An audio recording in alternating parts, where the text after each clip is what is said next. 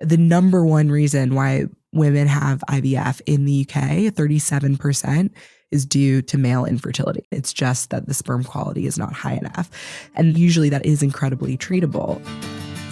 Welcome to Oxford Plus, the podcast series that takes you deep into the myths and truths of the Oxford investing landscape. I'm your host, Susanna Diaga, and I've spent over 16 years in UK asset management. My guest today is Lily Elsner, CEO and co-founder of Jack Fertility. Jack Fertility is the first Postal sperm kit offering lab-grade semen analysis results without ever needing to set foot in a clinic. Lily has a background in science herself, having studied biological sciences and philosophy at Wellesley College. She then co-founded Jack Fertility after her MBA in Oxford and a stint as a head of strategy at a UK growth drug discovery company after starting her career in global M&A. I'm so pleased to have Lily here today because Jack Fertility is a consumer-facing proposition that is very different from what people think of as a typical Oxford startup. She also has a wealth of experience in Oxford from different perspectives. Mishcon de Rare have been an amazing partner to Jack Fertility through their startup journey, helping them with an Innovate UK IP audit, and Nicola McConville, who is one of the partners here in Oxford, also helping as a mentor. Lily, thank you so much for joining today. My pleasure. Thank you so much for having me. So you've got a really useful for listeners journey because you've done Oxford from many different perspectives. So you've been a student, an employee here, and now you're a founder.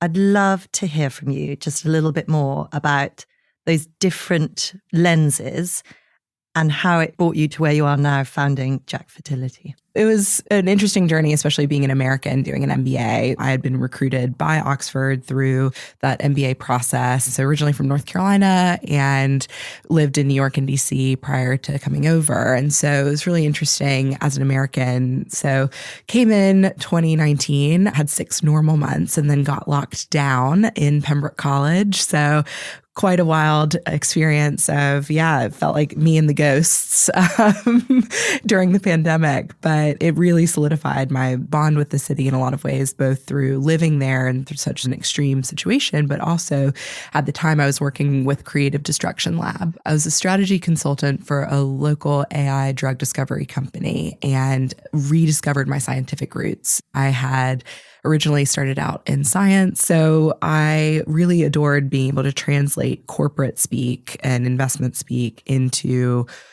translate that to scientists and vice versa, and found that was actually a really interesting and useful skill, particularly in Oxford. And I was delighted to be hired by that company and stay in Oxford to help them grow the company. So we then went from 2020 to 2021, raising some investment, as well as doing a US expansion where I was able to bring my American background and have this delightful surprise of something that I didn't know would be useful coming back. As I became an employee in the Oxford ecosystem, I got to know some of the incredible support that we have here, everything from professional services to some of the ecosystem support.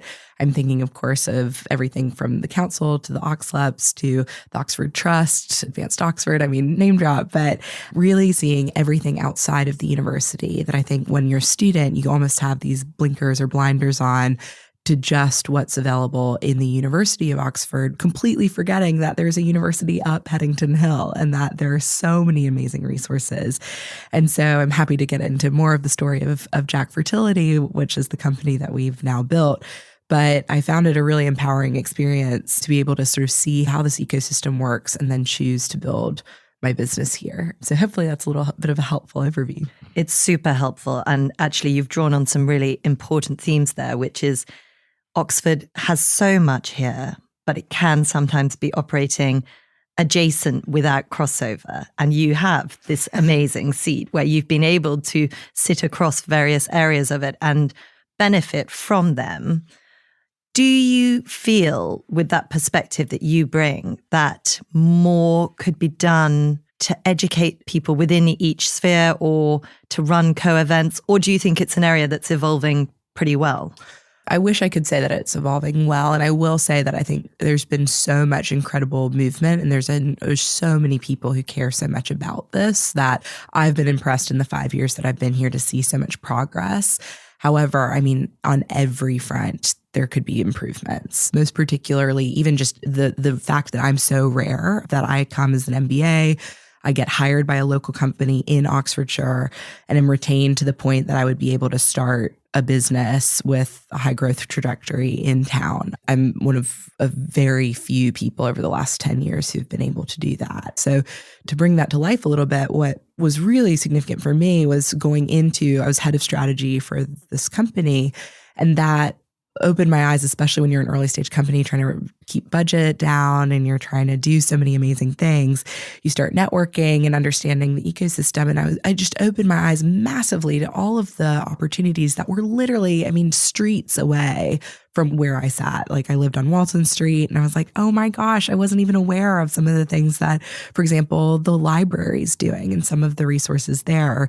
Similarly, some of the incredible ecosystem work that's happening among OSE and the uni. And I found so many myths as well as things that just need to be explored more. So for example, there's a perception that MBAs in particular wouldn't want to stay in Oxford. And that couldn't be further from the truth in so many cases because, one, Oxford's a great place to live. And so I think there's 69 nationalities that come to the MBA from Said, and they've been intentionally recruited for their extraordinary backgrounds. Yet it's so rare that you would ever have someone say, oh, I'm working with a company in Oxford, full stop.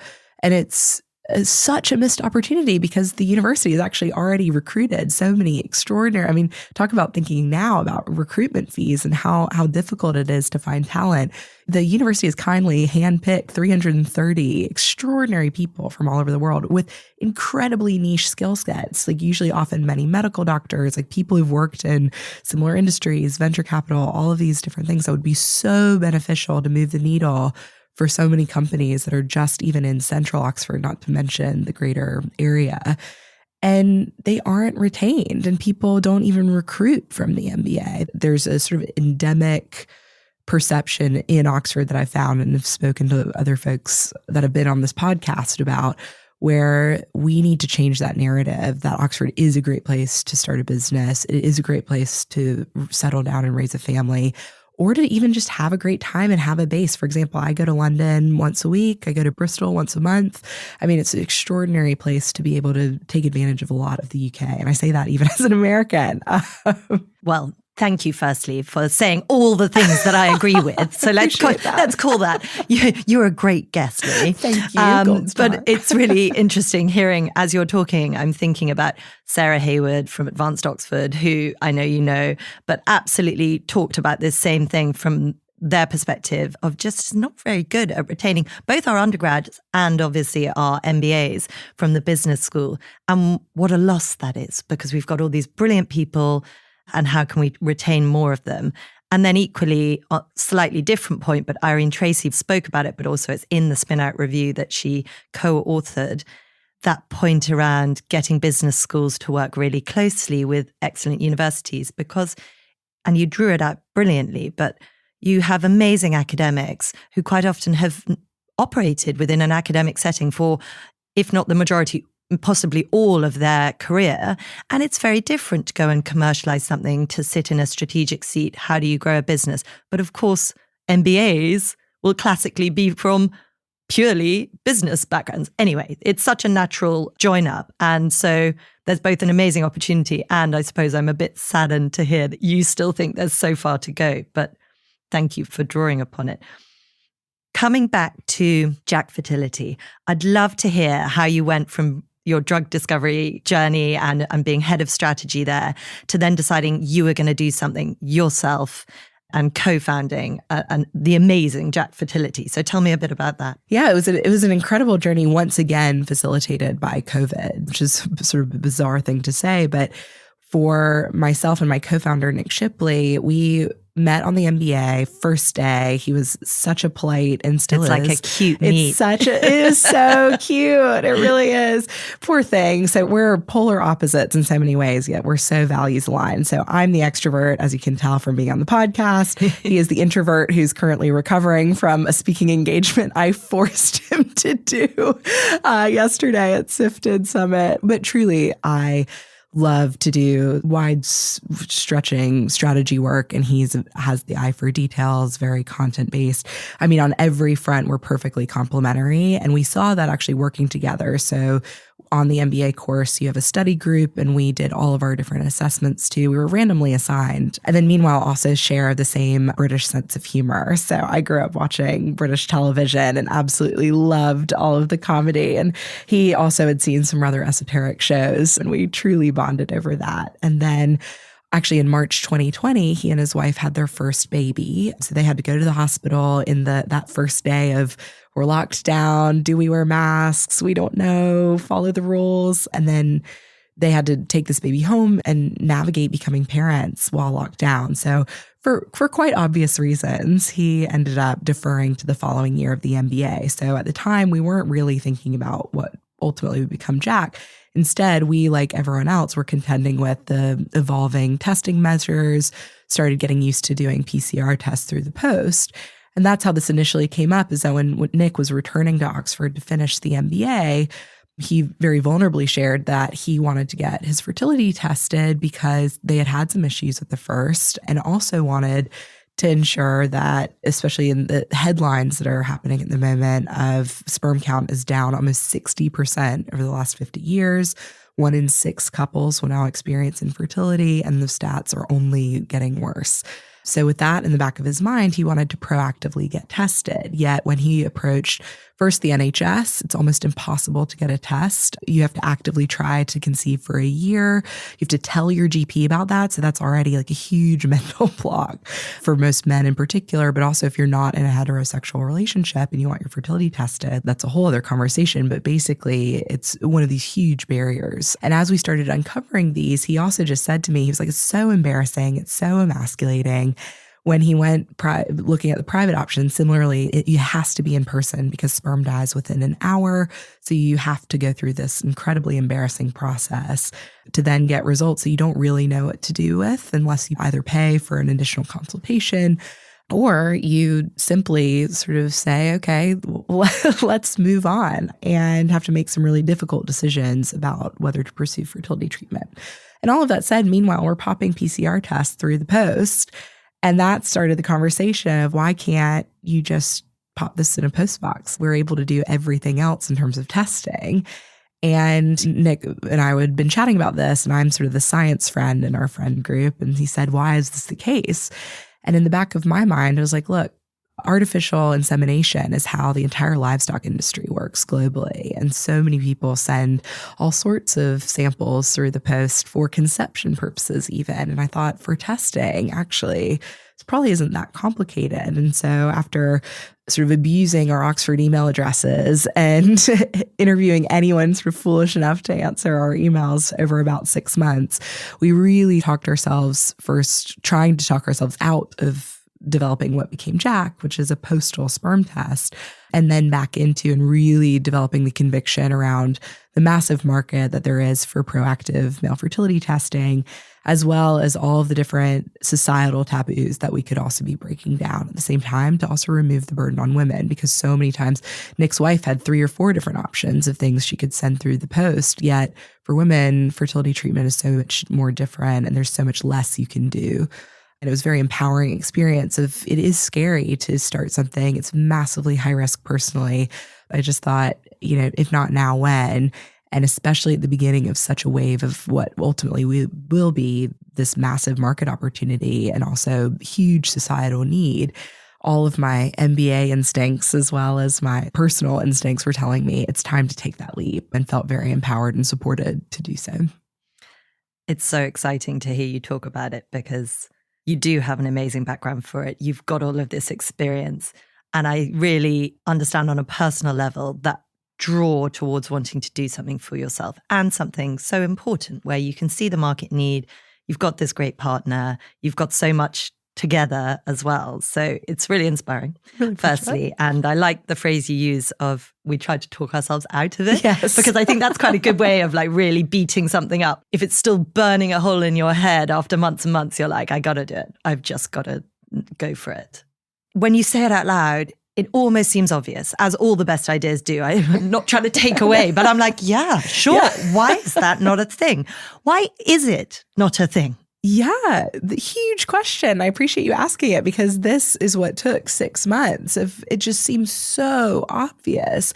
And of course, this is also something investors ask us all the time. But we've interviewed hundreds of experts at this point globally and have become quite embedded in the femtech and sort of broader reproductive health landscape because it seems so ridiculous. And I think there's sort of two major reasons why. The first is technological priorities, and that's really the innovation and what we've done at Jack and kind of the reason why it is novel. But the second one is this incredibly entrenched taboo, both from the perspective of fertility clinics themselves. Fertility has always been something that people are very ashamed of. There's so much pressure on both male and female sides. I mean, of course, for women, when I pitch, I say, what gender do you think of when I say the word fertility? People always say women, and then it's equally likely to be male or female factor in infertility. And often we find that there's so much shame associated with even investigating the male side. So men often will take up to a year to even book a test because they don't want to contend with the fact that they may or may not be virile or whatever we want to talk about because it's so tied to masculinity.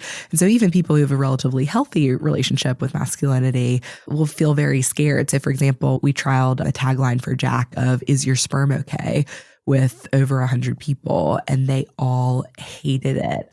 I wouldn't say all, but most of them felt quite threatened. And for me, I was like, especially as a woman, you're constantly worried about your fertility. But for men, I think it's the first time, and to have it so intensely in your face of, oh my God, I may not be okay. And the fear is interesting, that reaction to the fear as well, rather than in my head, and just maybe it's my personality. I was like, oh, well, we'll just check, like we'll just find out. But similarly, if we take a step back on the revenue model of fertility companies and fertility clinics, it's really not necessarily in the revenue driving interest to investigate the male factor, because about 90% of cases of male infertility are treatable. So it's usually a mix of lifestyle factors. So identifying what is detrimental to the spermatogenesis process. So that's things like heat exposure can often be really detrimental. So long cycling rides in Lycra is terrible for sperm, I'm afraid to say. Oh no, I can hear 1,000 middle-aged men's hearts breaking right now. I know. I was like Greater Oxfordshire on a Saturday. The mammals are just dying right now. Truly. Especially actually followed up with a too long sauna. I mean, that is basically birth control, but that's a whole other conversation. What about ice baths? I know. Ice baths can report are good. So not too many sales are going to go up. I know. It's going to be a bump. I'm like, bye now. This is not investment advice. But yeah, I mean, there's so many pieces that as we started looking at this, you just have to think, we see the rise of private equity buying up fertility clinics in the US as well as the UK and around the world, because it is so lucrative. And so what I found, and actually there are definitely clinics that do this, there are many that don't, but if you have a male fertility patient, the number one reason why women have IVF in the UK, 37%, is due to male infertility. So the women are, in most cases, almost completely fine. It's just that the sperm quality is not high enough. The issue with that is that usually that is incredibly treatable. So for example, it'll be either an environmental or a lifestyle factor happening that's causing like... Doesn't sound lucrative though. No, it doesn't. Because what do you do? Like, how do you make money off of saying, just be healthy for 3 to 6 months, lay off the booze, start exercising, or in a couple cases, and this is what is so sad, and especially in sort of the fertility justice area, I've been speaking with a number of people who ended up having, or either are donor conceived children, or people who did not need to have fertility treatment. It actually was often either a blockage in sort of the parts of the reproductive system. A varicocele is one of the most common issues. So that's a blood vessel that basically the heat of that blood vessel, almost like, to just put it vividly, it just sort of cooks the sperm because of the proximity of the tubes. And so basically it's like internal birth control. But if you remove that blood vessel, it's a very simple procedure. And so you can go from being almost completely infertile to perfectly healthy just after that surgery and waiting a few months. And so this isn't all cases, but it's very frequent. And so you often see people going into, they'll spend between 5,000 and 10,000 pounds per cycle, going through up to 5 cycles. And to be able to save that money by just having a surgery that you didn't know you needed to have, because again, men aren't necessarily going to the doctor saying, hey, actually something's a bit wrong downstairs, I'd love to check, or we want to have a baby, we're trying for a baby. I mean, it's so many barriers to getting this done. And so that's why on our side, we just saw this massive opportunity to be able to say, look, it's in the heads of so many people, to have a product that comprehensively shows you what's going on and then routes you to the right care. And of course, has revenue generating opportunities of saying, look, you don't have to do this on your own. Because I think there's also a mental health component of that, of supporting people through this vulnerable process. And that's what we've designed. You get the same results you would have gotten at a fertility clinic. You get all of the guidance that you would get normally through a consultation, and then also concrete next steps on what you need to do, and mitigating a lot of the fear that's around that, because it can save people so much, not only money, which of course a consumer is interested in doing, but also so much stress and so much heartache, removing that coulda, woulda, shoulda, just through simple education is part of why we decided to go direct to consumer rather than relying on all of the infrastructure that we see in the more B2B landscape. So I want to come back to that point because I think that's really important to cover. But before we do, what is novel about what you're doing? What have you created in the kind of technology that you're using? Because I'd love to understand that a bit better. Yes, the real differentiator for Jack is that, one, it's entirely Postal, which is a really important point, because there are a few competitors that exist that are either handheld devices. And what we found through Nick's background is in fast-moving consumer goods marketing and consumer insights. So we've done so many different interviews and different ways of assessing this. But basically what people said is that there's a huge ick factor with testing your own sample, as you can imagine. There's also a big concern around, again, the quality of the samples, necessitating.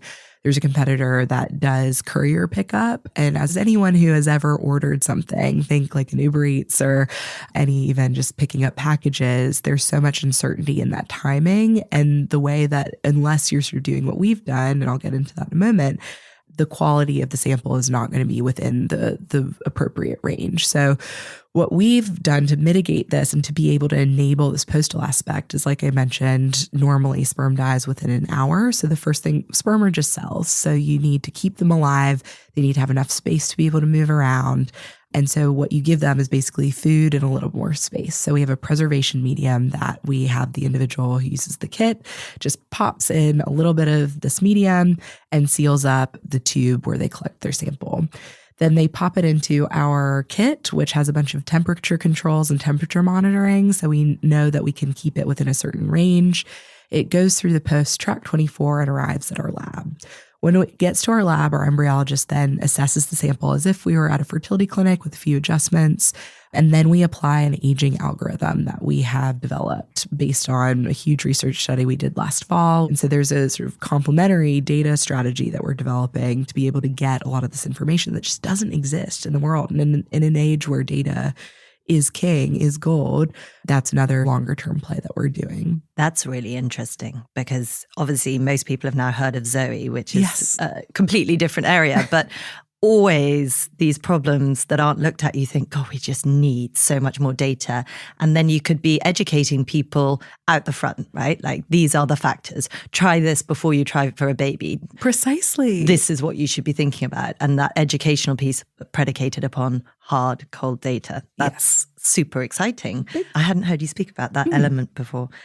So moving back to what you said about direct to consumer rather than B2B, we've spoken about this quite a lot and how it's a less familiar model to lots of investors, particularly in the UK.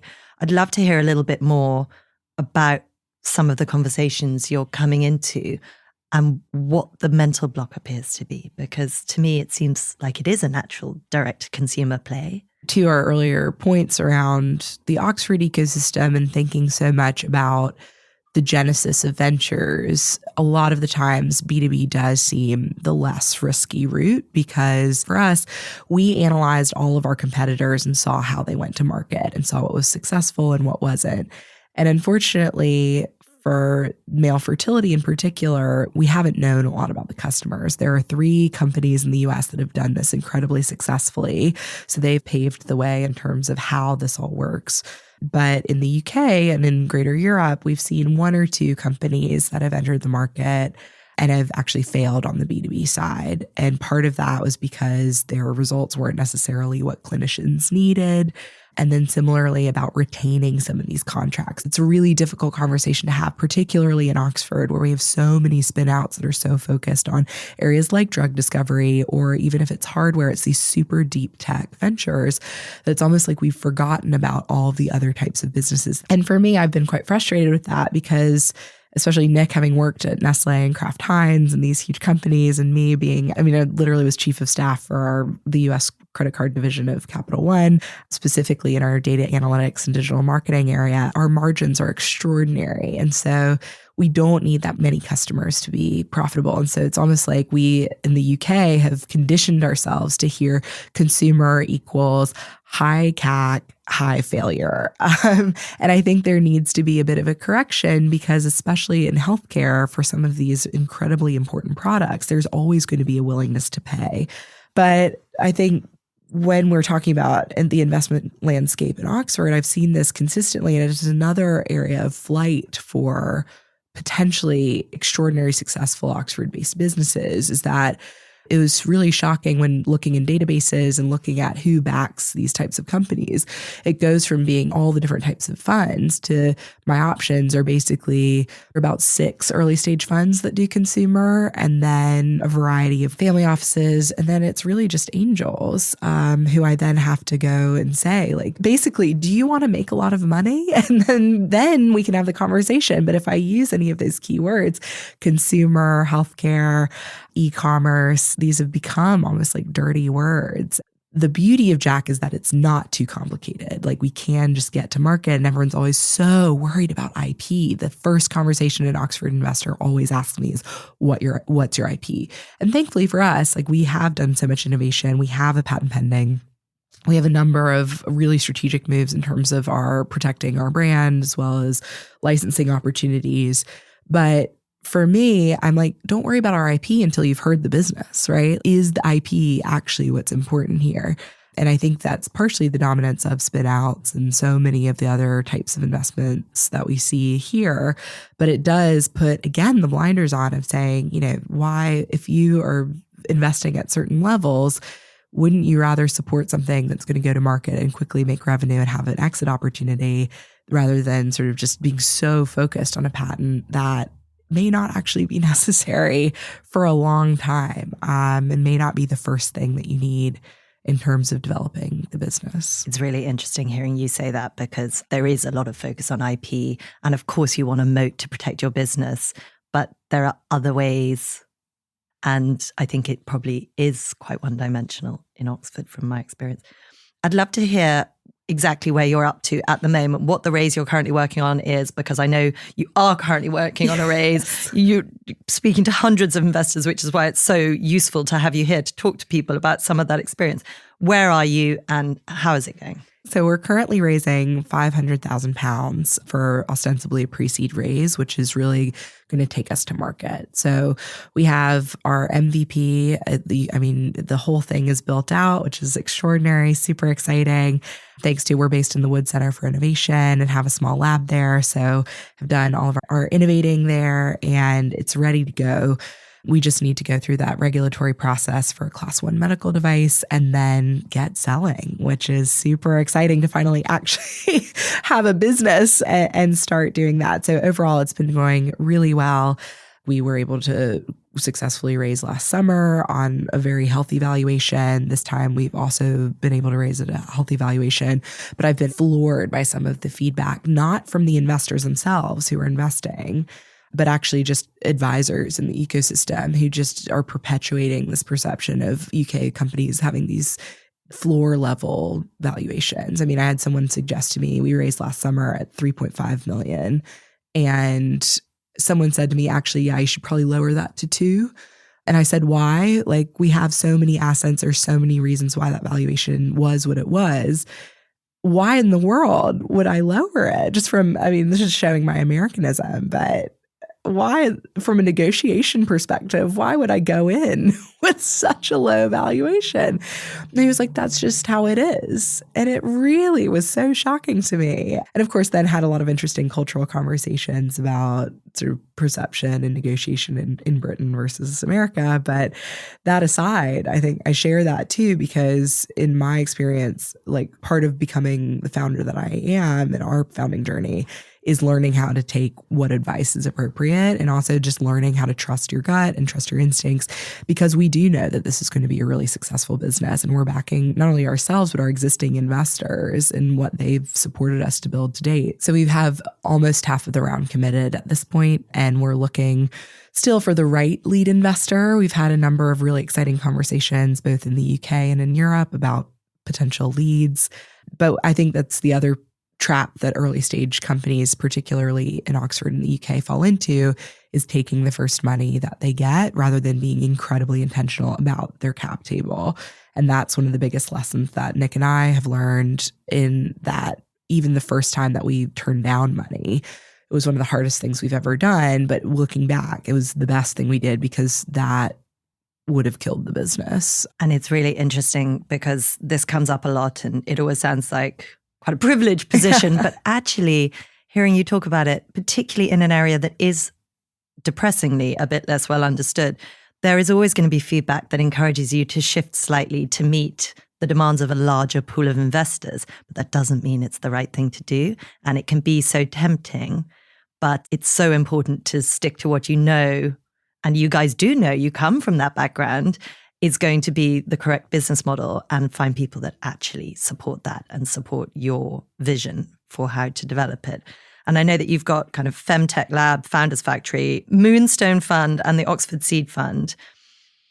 But it is fishing in a smaller pool. And I hear that difficulty, but it sounds like you're doing amazingly. So that's super exciting.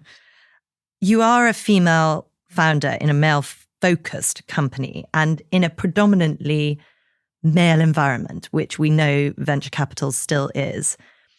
Do you see that impacting some of the responses you're dealing with? I do, put bluntly, I do. And it's such a complicated topic in terms of gender and gender perception. And we've had some amazing conversations about this. I've had an investor at investment committee ask me directly, why are you doing this? Looking at Nick, being like, oh, it makes total sense. You're a father. You have all of these experiences. And then just looking at me being like, and you? Just see what the response you get. I do often say that. I'm just really passionate about sperm. It's a hobby of mine. And it's so strange because we know that on the flip side, lots of femtech businesses are still predominantly run by men. Precisely. They are. I wonder if they get that same feedback. Recently, Flow made headlines because they became the first femtech unicorn, and they're founded by two men. And it's basically a period tracker. And there are so many women, including the women who started Clue and so many of the other companies in this space, where it was so difficult to contend with that, because of course you don't want to say, oh, it's just a gender thing, but the evidence shows that it actually really probably is a gender thing in this case, of just like the privilege and it's really the trust. And it's so difficult to know that you're approaching an investment conversation already several steps behind. And that's what I've really realized through, again, just hundreds of data points of the various pitches I've done. Interestingly, not when we do explicitly call out gender, but personally, this summer I was in a number of pitches where I realized the difference between pitching for an explicitly female founder space versus just a generic pitch, was that I, halfway through pitching for a female founder thing, I realized I was having this sort of like, I was almost seizing up because I was defensive about something. And I realized it was because I was so used to being interrupted, even in the first minute of whatever time limit stated pitch, even a pretty high touch sort of regulated type pitching environment. I was so used to being interrupted or questioned or asked. I shared with you an anecdote earlier of an Oxford MBA. I mean, 10 years of experience in corporate and all these different, wearing so many different hats. I've been asked to define acronyms just to make sure that I knew what they were. And I just imagine, I'm like, first of all, would you ask anyone that? And how is that appropriate? How is that relevant? And then I noticed that's an experience that I just never hear Nick having, and similar, very rare that my male counterparts ever have that sort of experience. But I think also an interesting point to share on this perspective of being a female founder in a male space, I actually am the customer. We anticipate most of the Jack kits to be purchased by women for their male partners. That's super interesting. It really is. And I think that's where it's so, and frankly, fun from our perspective, especially as a male and female founding team, is that Nick is able to make sure and speak with our marketing team, of course, both based on his expertise, but also being the target audience in a lot of ways by making sure that it's a confident, approachable, masculine brand. But I, on my side, of course, am thinking about all of the women. And frankly, I would say about half of our 2,000 plus wait list at this point is women who want to buy for their partners because, of course, the likes of Fertility and so many of these other trailblazing companies in the remote female fertility space have raised so much awareness that this is important, and they're looking for this male factor side to have their partners tested. And so for me, I think it's almost dangerous to not have that perspective on your team. So especially as a woman, I mean, part of it is fun. It's really interesting. I've learned so much about frankly, the male psyche in the process of doing this research, but also it truly in the spirit of innovation. I think this is one of the most exciting areas that you can possibly be in because it's one of the last frontiers. And for me, that's incredibly exciting.